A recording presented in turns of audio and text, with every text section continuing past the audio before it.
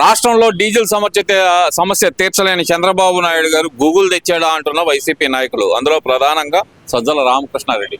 నిజమే అనుకోవాలంటారా? ఇది డీజిలే సాధించలేని చంద్రబాబు నాయుడు గారు గూగుల్ తెచ్చారంటే కనుక ప్రజలు నమ్మే పరిస్థితిలో ఉన్నారంటారా? డీజిల్ పెట్రోల్ సంబంధించిన వారు సెంట్రల్ గవర్నమెంట్ సంబంధించింది. ఫస్ట్ అది గుర్తుపెట్టుకోవాలి. మనకి డీజిల్ ఇప్పుడు బయట యుద్ధం జరుగుతుంది, అందరు తెలిసిన విషయం. అది సెంట్రల్ గవర్నమెంట్ కూడా దాని యాక్షన్ తీసుకుంటే ఇప్పుడు యూఏ నుంచి కూడా అరబ్ ఎమిరేట్స్ నుంచి సపరేట్గా ఇంకో లైన్ ద్వారా మళ్ళీ పెట్రోల్ డీజిల్ మనకు వచ్చే అవకాశం ఉంది. ఇబ్బంది ఏం లేదు. అది కావాలని క్రియేట్ చేశారు కొంతమంది. హడావుడిపై జనాలు ఏం చేశారంటే ఎక్కువ ట్యాంకులు నింపుకోవడం, డబ్బాల్లో ప్లాస్టిక్ డబ్బాలు తెచ్చుకోవడం, ఇంకా ఉండదేమో రేటు పెరుగుతుందేమో అని మన వాళ్ళు ప్యానిక్ అయిపోయి ఎక్కడికక్కడ ఎక్కువ కొట్టించుకున్నారు. అప్పుడు వాళ్ళకు ఒక కోటా ఉంటుంది, రోజుకి ఎంత వేయాలి, వారానికి ఎంత అని కోటా ఉంటుంది. ఆ కోటా ప్రకారం కంపెనీలు ఇస్తానే ఉన్నాయి. కానీ మన వీళ్ళు ఏం చేస్తారంటే మన వాళ్ళందరూ హడావుడు ఎక్కువ. ఏదైనా ఒకటి పుకారు వచ్చిందంటే దాన్ని ఇంకా హడావుడు పడిపోయి ఇక దొరకదేమో పెట్రోల్ డీజిల్ అన్నట్టుగా డబ్బాలు పట్టుకెళ్ళి తీసుకున్నారు. ఇది జనాలు తప్పు కూడా ఉంది చాలా వరకు. ఇకపోతే వైసీపీ వాళ్ళు ఎక్కడైనా దొరికిద్దా, ఏం మాట్లాడదామా, గోటికా నక్కర్లా కాసుకు కూర్చున్నారు వీళ్ళందరూ. ఇదే పని, ఇంక ఏం దొరికిద్దా అని. ఒక గూగుల్ సెంటర్ వచ్చింది, ఇక గూగుల్ సెంటర్తో ఆగట్లే. ఇక్కడ రిలయన్స్ వాళ్ళు కూడా ఇంకొక డేటా సెంటర్ పెడుతున్నారు. అది ఒక 3 లక్షల కోట్లు, 1.5 కోట్లు, ఇంకా 4-5 కంపెనీలు వచ్చేలాగా ఉన్నాయి. అంటే టోటల్గా 10 లక్షల కోట్లు ఒక వైజాగ్కే డేటా సెంటర్ ద్వారా పెట్టుబడులు వచ్చే అవకాశం ఉంది. వీళ్ళ హయాంలో పంపించారు, గోల చేసి ఉన్న కంపెనీలు కూడా పంపించారు. లూలు కంపెనీ పంపించారు, అన్ని కంపెనీలు పంపించారు. ఇక్కడ కంపెనీలు వస్తున్నాయి, వాళ్ళ దానిలో కంపెనీలు పోతుంటాయి వాళ్ళ గవర్నమెంట్లో.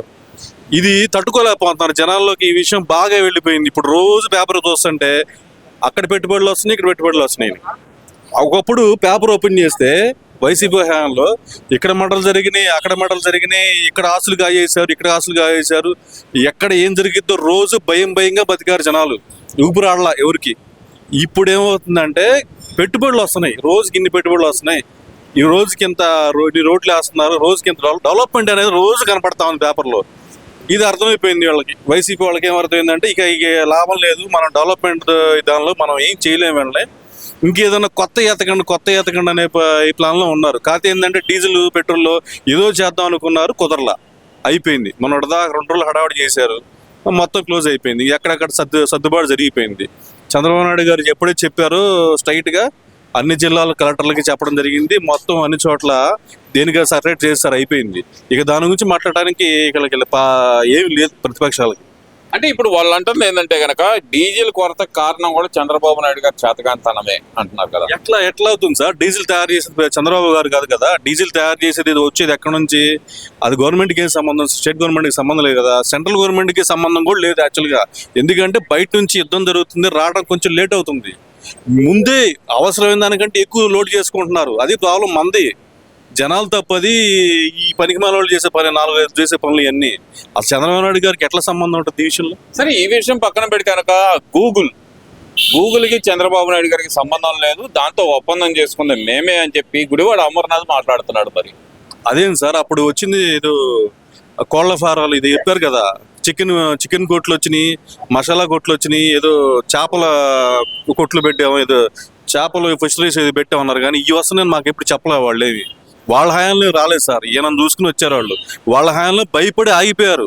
ఇప్పుడు మాట తీసుకుంటున్నారు, మీరే కంటిన్యూగా ఉంటామంటేనే మేము వస్తాం, పెట్టుబడులు పెడతాం, వాళ్ళు వచ్చేటట్టయితే మేము పెట్టుబడులు పెట్టం అన్నారు ఇప్పుడు దాకా.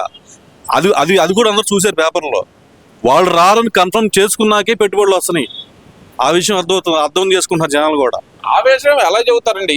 ఆయన 2029 అధికారం మాదే, మేము వస్తే కనుక ఈ కంపెనీలకు ఇచ్చిన ఏదైతే తక్కువ రేట్లకి పొలాలు ఇచ్చారో అవన్నీ తిరిగి తీసుకుంటాం, వాటిని తరిమేస్తాం అంటున్నారు కదా డైరెక్ట్ గా. మరి అది కుదరదండి. తరిమేస్తామంటే ఇప్పుడు ఆ మాట చెప్పమానండి, కంపెనీలు తరిమేస్తామని చెప్తా ఉండండి. ఇచ్చిన భూములు వెనక్కి ఇదే మాట చెప్తా ఉండంటే ఆ ఏరియాలో ఓట్లు మొత్తం పోతాయి వాళ్ళకి.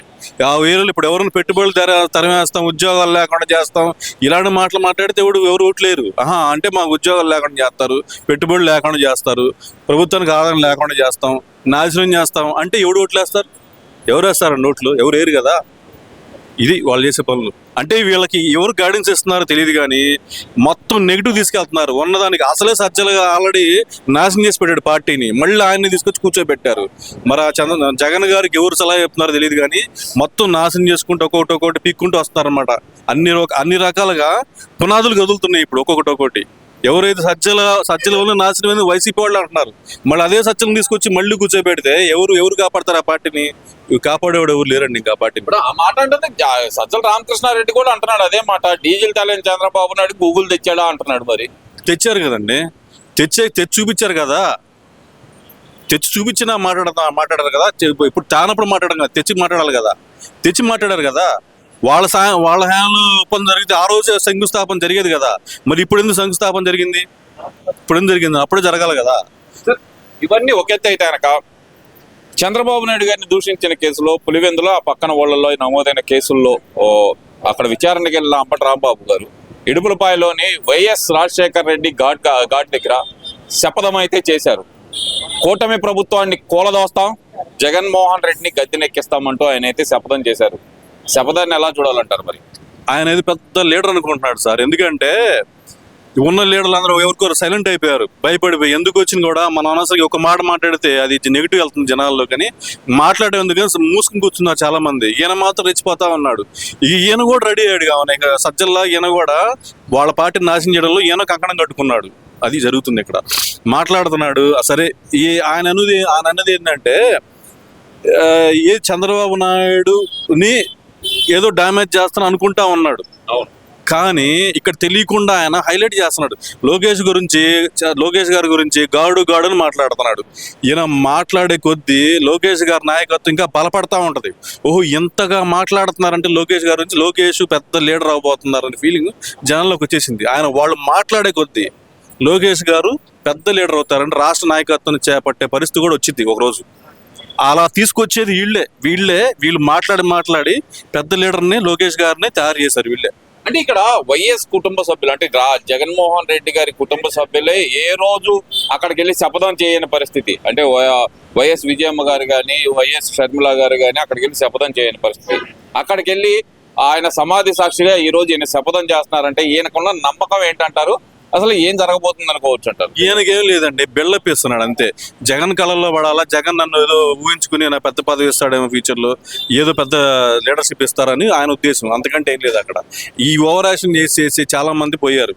పేరు నాని, ఇక మిగతా వాళ్ళు చాలా మంది ఉన్నారు. వాళ్ళందరూ ఓవర్ యాక్షన్. కొడాలి నాని ఇంకెంత ఓవర్ యాక్షన్ చేశాడు? ఏమైంది చెప్పండి? కొడాలి నాని లేడు, వల్లభనేని నుంచి ఈ పరిస్థితి ఎలా ఉందో చూశారు. ఇప్పుడు నెక్స్ట్ ఇక్కడ ఈయనకి సరిపోవాలా, ఇంకా మన జైలుకి వెళ్ళింది సరిపోవాలా, మళ్ళీ వెళ్తారు. ఏముంది, కుక్క కూడా బయటపడదు, జైలుకి ఏముంది, జైలు నింపుదాం అవసరం అయితే అంటున్నాడు కదా. ఇక చేయమనండి సార్. ఇప్పుడు మాట్లాడుతున్నాడు కదా, మాట్లాడి రేపు జరిగేది చూస్తూ ఉంటారు కదా జనాలు కూడా. ఇదే జరుగుతుంది కదా రేపు పొద్దున. మొన్న పిచ్చిగా అయిపోయింది. ఇప్పుడు ఇంకోసారి వెళ్తారు లోపలికి. ఏముంది ఇదే కదా పరిస్థితి. అంటే ఎందుకంటారు ఈ రెచ్చగొట్టే వ్యాఖ్యలు వీళ్ళు ఎందుకు చేస్తున్నారు అనుకోవచ్చు అంటారు పదే? మేము కూడా వైసీపీ కూడా పార్టీ కూడా ఒక రాష్ట్రంలో ఉందనిపించుకోవాలని ఒక ఉనికి కోసం పోరాటం అండి, అంతకంటే లేదు. ఉనికి కోసం పోరాటం అంతే, ఉనికి కోసమే పోరాటం ఇది. వైసీపీ ఒక పార్టీ ఉంది, మమ్మల్ని గుర్తించండి అనే ఫీలింగ్ లో వీళ్ళు ఉన్నారు అంతే. ఇది ఉనికి కోసం పోరాటమే అంతే. అంటే ఈ ఉనికి కోసం అసలుకి ఇంత రెచ్చగొట్టే వ్యాఖ్యలు కానీ లేదంటే కనుక ఈ కంపెనీలను తరిమేస్తామనే మాటలు కానీ అవసరం అంటారా అసలు రాష్ట్రంలో? అంతే కదా. ఇప్పుడు వచ్చారు వాళ్ళందరూ వచ్చేస్తే మళ్ళీ వీళ్ళ ఉద్యోగాలు వచ్చేసి రాష్ట్రం బాగుపడిపోతే మళ్ళీ వీళ్ళ వైపు చూడరు కదా జనాలు, చూడరు కదా. అదొక భయం కూడా ఉంది లోపల వాళ్ళకి. అందుకని ఏంటంటే ఇంక పెద్ద ఏదో మాట్లాడేసి మేమున్నాం, వైసీపీ ఒకటి ఉంది అనిపించుకోవాలని ప్లాన్ అనమాట అంతే. ఇంకంతే, రియల్ ఏం లేదు, అయిపోయింది. జగన్మోహన్ రెడ్డి గారు లండన్ పర్యటనలో ఉన్నప్పుడే ఇక్కడికి వెళ్ళి శపథం చేయడాన్ని ఎలా చూడొచ్చు అంటారు? అంటే ఆయన కళ్ళల్లో ఆనందం కోసం అంటారా, లేదంటే కనుక క్యాడర్లో ఆత్మవిశ్వాసం నింపడానికి నేను ఒక లీడర్ నిరూపించుకోవడానికి అనుకోవచ్చు అంటారా? క్యాడర్లో ఆత్మవిశ్వాసం లేదండి, అయిపోయింది. వాళ్ళు ఎప్పుడూ ఆత్మవిశ్వాసం మొత్తం కోల్పోయారు. ఎక్కడ వాళ్ళకేం ఆలోచన లేదు, రేపు మా జగనన్న వస్తాడనే ఫీలింగ్ వాళ్ళకైతే లేదండి.